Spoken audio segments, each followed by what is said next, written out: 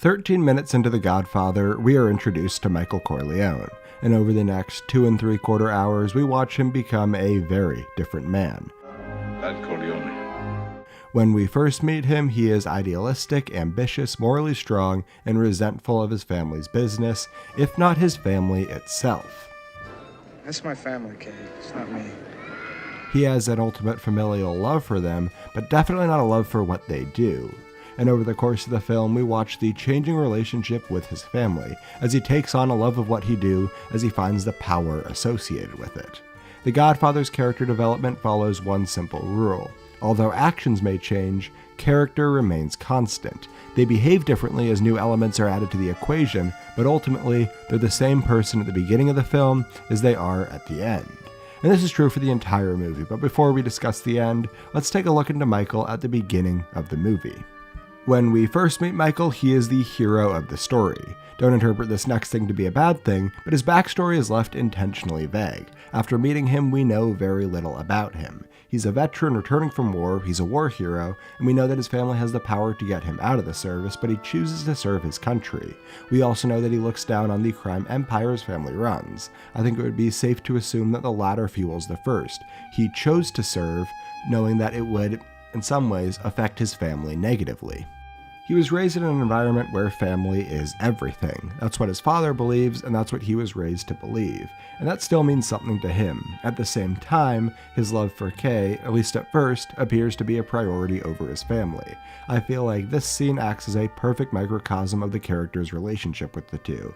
At first, Kay is quite literally out of the picture, but Michael refuses to be a part of it unless she is in it. Wait a minute. Without trying to speculate too much, I think it would be safe to say that Michael is trying to leave behind his family so that he can be with Kay, someone who he loves for who she is. The biggest thing that we learn about Michael early in the movie is that he is level-headed and calm, and this is where he is most similar to his father. Listen to how he describes something he adamantly disagrees with. Luca Brazzi held a gun to his head, and my father assured him that either his brains or his signature would be on the contract. Michael resents this, but he isn't angry about it. He, unlike his brother Sonny, knows that in order to have true power, you need to remain calm and level-headed. He understands the true nature of power, to be calm and calculating and well thought out, not instinctive.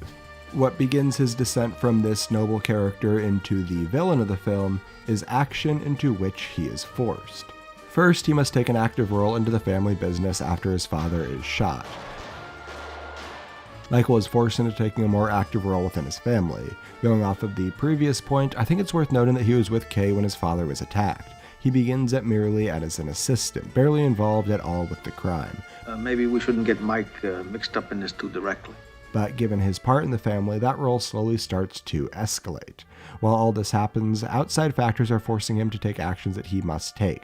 I feel like the moment where he turns bad is pretty obvious, committing cold-blooded murder.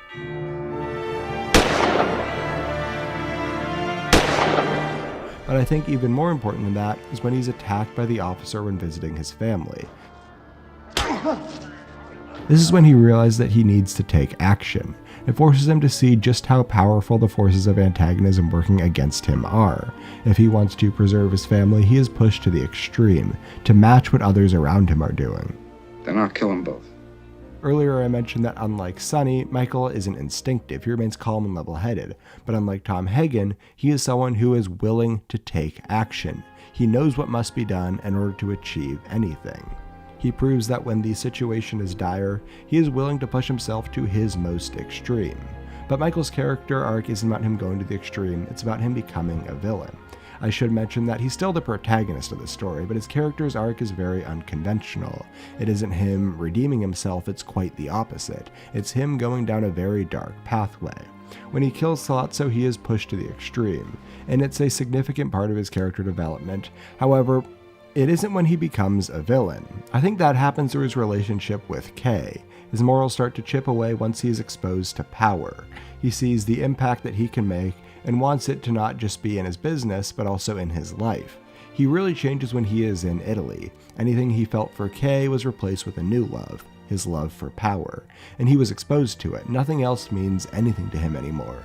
Everything he thought he felt for her, he abandons in search for his power. He's the same person as he was in the beginning of the film, just with new priorities. While in Italy, he chooses Apollina not out of his own lust, but instead to gain power over her father. And upon his return to the United States, his relationship with Kay continues to weaken. Michael, why did you come here? Why? She means less and less to him as a person. Everything that she thought she knew about him proved to be wrong because she never saw him with power. But you're not like him, Michael. I thought you weren't going to become a man like your father. Until Michael shuts her out of his life completely. This is why Michael becomes the villain of the story. Everything good that he stood for means nothing to him after he is introduced to power. However, although Michael is the protagonist of the story, he is far from the only focus of the film. I mean, there's a reason why Brando won Best Leading Actor while Pacino was just nominated for Supporting Actor. He's the protagonist, but not even the biggest focus of the film. I think that the biggest reason that so much attention is paid to Vito is that he serves to contrast Michael, a contrast which, by the way, is made much more clear in The Godfather Part 2.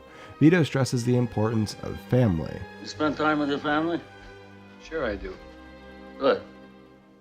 Because a man who doesn't spend time with his family can never be a real man.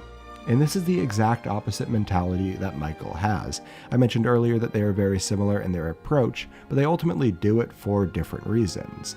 Michael has a care for his family, but he puts that care behind his own self-interest. He puts Kay over his blood family, and in the end puts his empire above Kay. He is searching for power and doesn't let anything get in the way of that.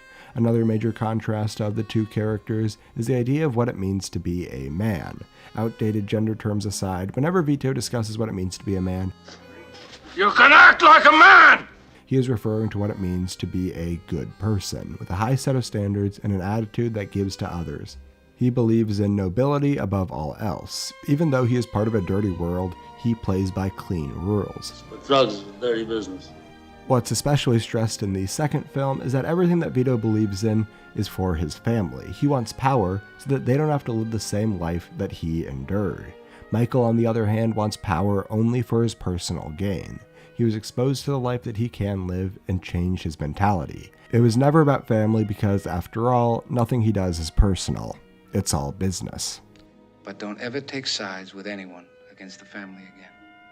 Hey everyone, I hope you enjoyed. Please pardon my voice, I'm getting over a little bit of a head cold, but wanted to make sure I got something up for you in the last week of the year. I love The Godfather, I watch it every year around this time, and felt that it was finally time to talk about this movie on its own. This video was made possible because of Patreon. If you want to help support the channel, that's the best way to do so. There's a link on screen right next to my last video on The Exorcist and the horrors of production. So check that out if you're interested, and I will see you next week.